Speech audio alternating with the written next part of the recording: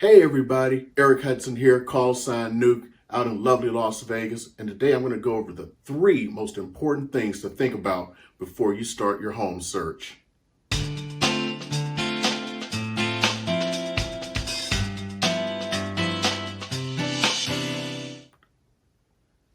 Hey everybody, when you start search for your home, there are three important things to think about. Everyone wants to start with what they think is the most important thing, looking for a house. Believe it or not, that is not your most important thing that you should be looking at. Before you start looking for a home, you need to start figuring out what kind of home you can afford. And we all like to dream. Dreaming is a great thing. Reality sometimes is not.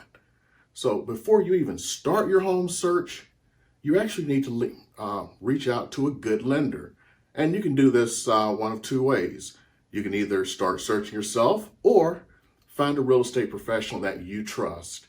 They can put you in contact with a great lender that's going to get you what you need, because there are many programs out there in case you need them. And your realtor, if they're doing their jobs, knows what programs are out there and can help you and assist you finding the lender who is going to match you to the program that is going to benefit you the most, whether that is the lowest interest rate or some kind of down payment assistance program. So before you even start, get with your realtor and have him or her put you in contact with one of the best lenders out there to get this mission accomplished. Second thing you need to think about, well, what part of town do I want to live on? Sometimes everyone wants to look at pretty houses. It's great to look at pretty houses. But what happens if you're 2 hours away just to get a pretty house? Well, you're wasting 4 hours a day in traffic. That's 4 hours that you're not spending with your family. 4 hours that you're not working on that side hustle that you would like to have. You need to look at a combination of, number one, where you can afford, getting with that lender, and number two, where you want to live for what you can afford. Sometimes it's not about getting the prettiest house. Sometimes it's about getting the best house and you can make it pretty. Because guess what? You're going to be there 7 to 10 years. You can make that house pretty over time. Sometimes it's better to be in that house than to try to search all day long, all week long, all month long, all year long for that perfect unicorn pretty house. Because if you're searching for that unicorn, so are 1,000 other people. The third thing that you need to think about is what your actual budget is. Just because you can afford something doesn't mean you should always spend it. Let's say you lived here in Las Vegas and you got a pre-approval for a $500,000 home. Oh my goodness, it's going to be the greatest home ever. Well, do you really want to make the payments on a $500,000 home?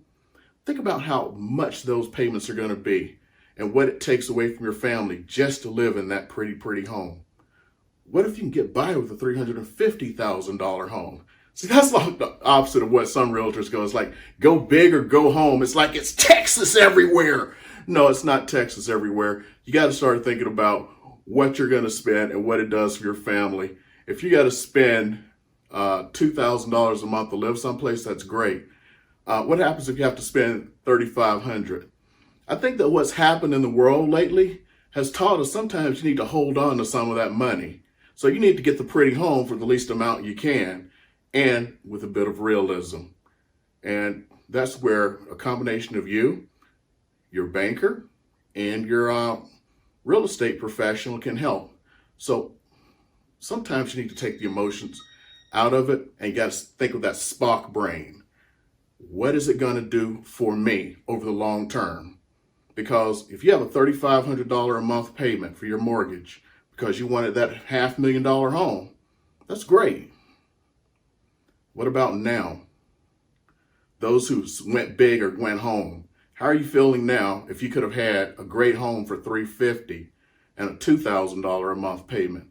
What could you have done with that extra $1,500 a month? $1,500 a month for a large family, that's your grocery bill. That's a couple of car payments. For some people, that's a couple of car payments and a grocery bill. When you buy a 3-year-old used car instead of getting all crazy and buying a new car that depreciates 40% when you drive it off the lot. So let's think logically. You don't always have to go big and go home. If you want to go big and go home, go mashugana with it. But if you want to get stuff done, have a nice home for you and your family, or just you if you're alone, that's a great thing to have. So if you have any questions, as always, reach out to me. Hit that subscribe button, and I'd really appreciate it helping a disabled vet out. And if you ever need anything for the Las Vegas, North Las Vegas, or Henderson area, reach out to me. Thanks a lot, y'all. Bye.